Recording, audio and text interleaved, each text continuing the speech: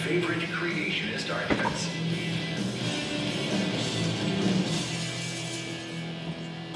Number 1. Carbon dating isn't accurate to determine the age of the Earth.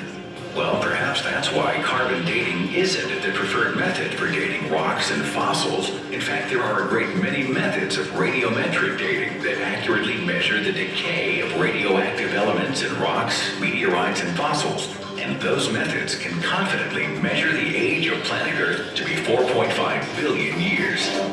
Number 2, you can't prove evolution.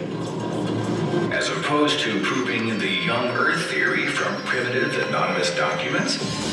Well, actually, man has unlocked the world of genetics to reveal that all living things have and do evolve, and that similarities exist between the DNA of plants, animals, and humans alike.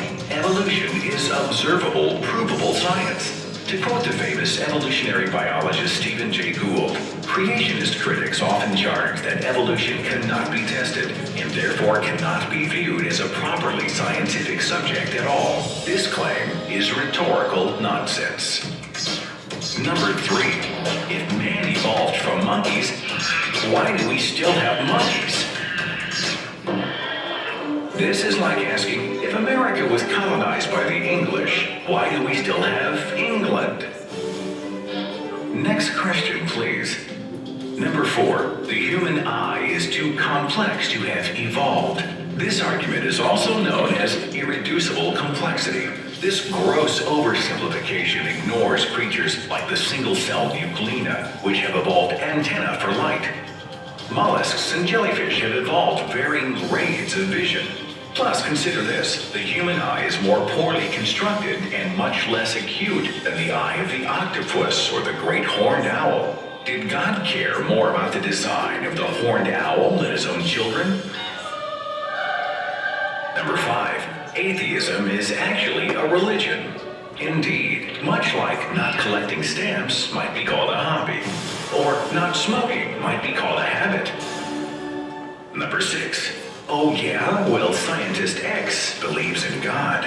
Well, that's nice. So did icons like Copernicus, Kepler, Galileo, who also lived during the time of dirt floors, bleeding sick people to cure them of illness, and burning witches at the stake. Sir Isaac Newton was a believer and theologian. He was also an alchemist. Did Newton's groundbreaking research on gravity and the laws of motion also prove his belief that metals had magical powers and could be combined to make gold? Cherry pick all you want. The fact is, 93% of the members of the National Academy of Sciences reject the concept of God. That's not just a majority, it's an overwhelming majority. In fact, this is just a sampling of the reputable scientific organizations that reject intelligent design and support evolution by natural selection.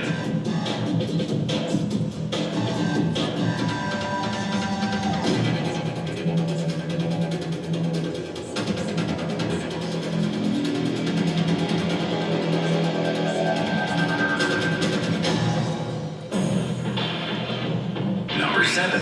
So you're saying that everything happened by chance? No. Well, chance certainly plays a part in the evolutionary cycle, but natural selection promotes non-random change of specific desirable traits over time. Living organisms didn't just pop into existence by chance, but they did evolve over millions, sometimes billions of years. Number 8. America was founded as a Christian nation. Actually, the U.S. Constitution never mentions God, and the mention of religion in Article 6 in the First Amendment served to separate religion from government altogether. The words "In God We Trust" weren't printed on American coins until 1863, after a religious surge during the Civil War.